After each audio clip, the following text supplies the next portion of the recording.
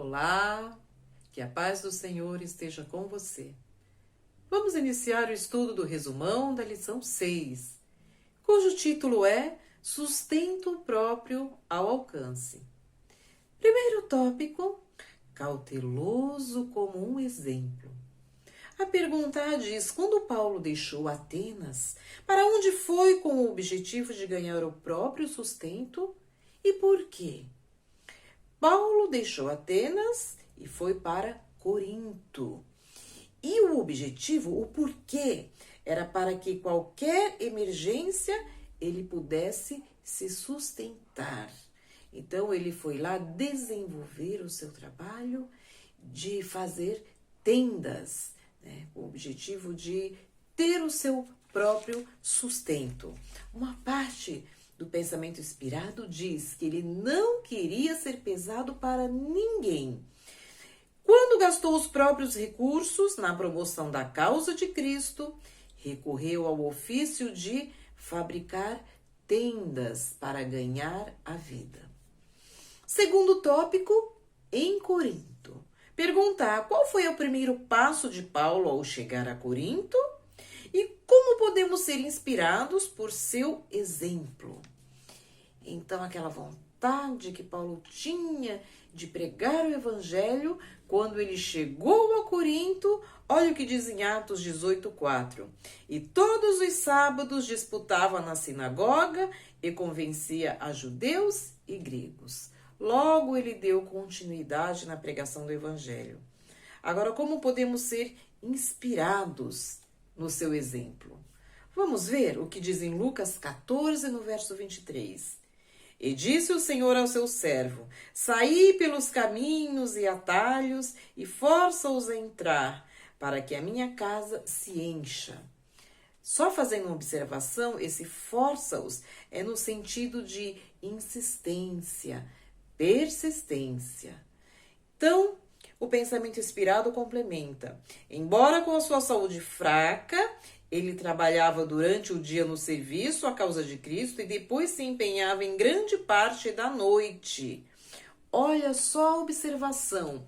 E muitas vezes a noite inteira, a fim de prover a própria necessidade e a outros também. Então, esta era a decisão e atitude do apóstolo Paulo. Vamos agora ao terceiro tópico, proteção divina.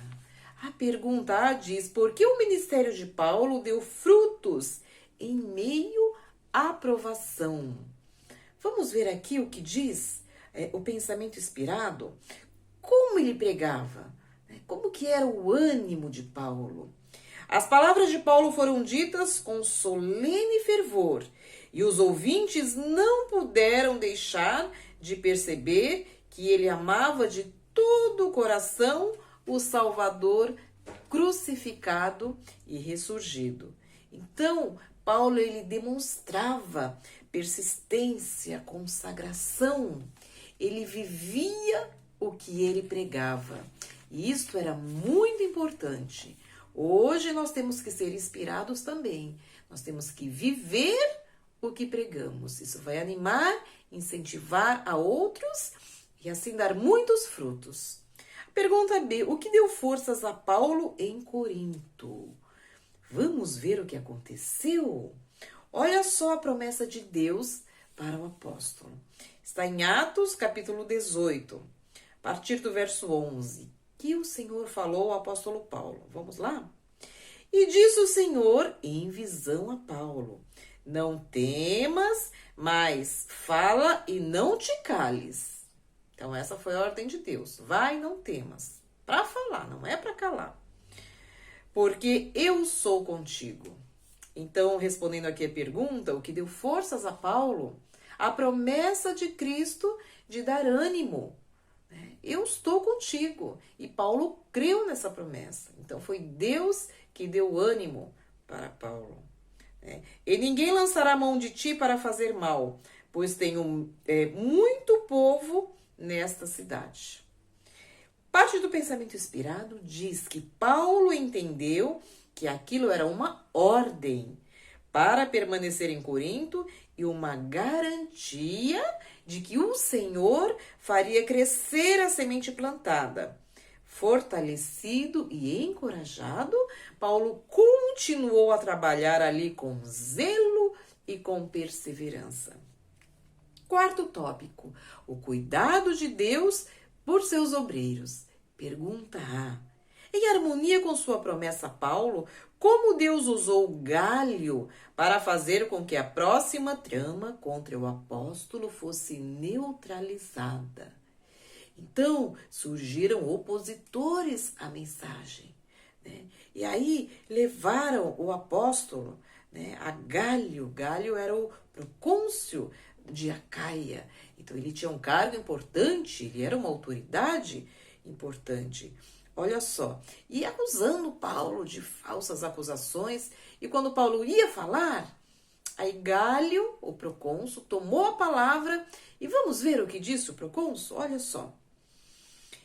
Se houvesse, ó judeus, algum agravo ou crime, com razão vos sofreríeis. Mas, se a questão é de palavras e de nomes e da lei que entre vós há, vede-os vós mesmos, porque eu não quero ser juiz dessas coisas.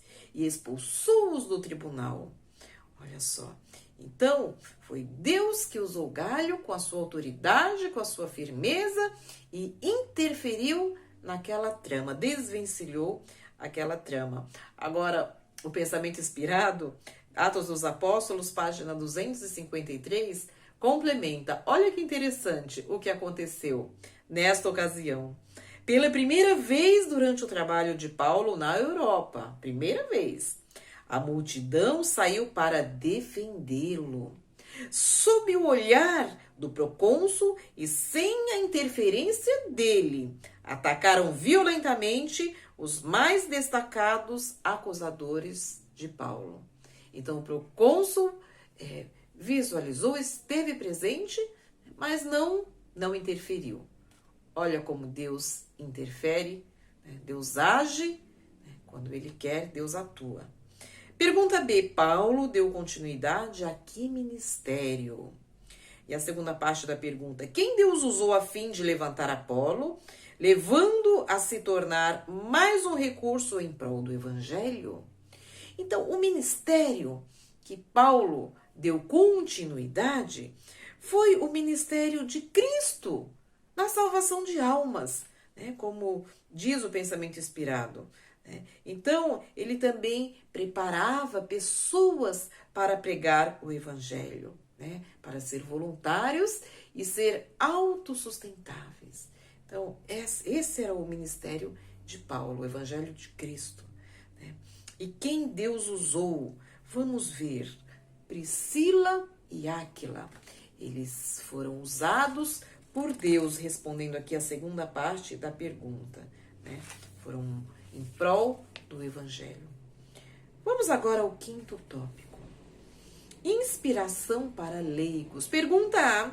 Como o exemplo da voluntária obra evangelística de Paulo deve nos inspirar e motivar hoje? Vamos ver um texto muito bonito de Atos 20, os versos 33 e 34.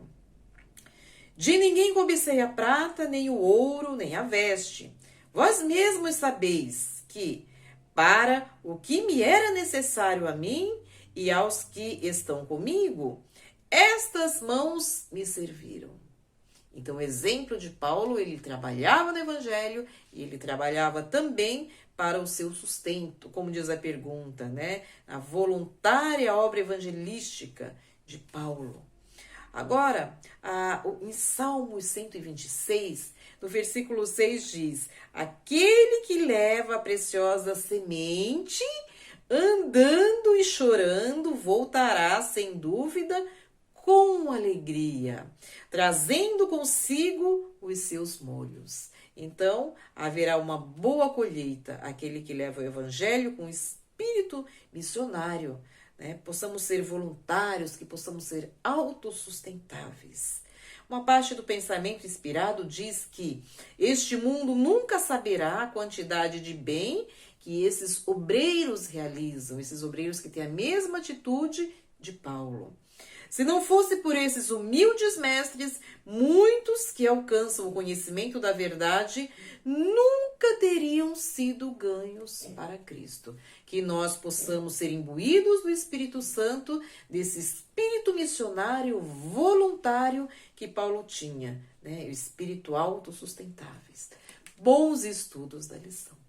Amém.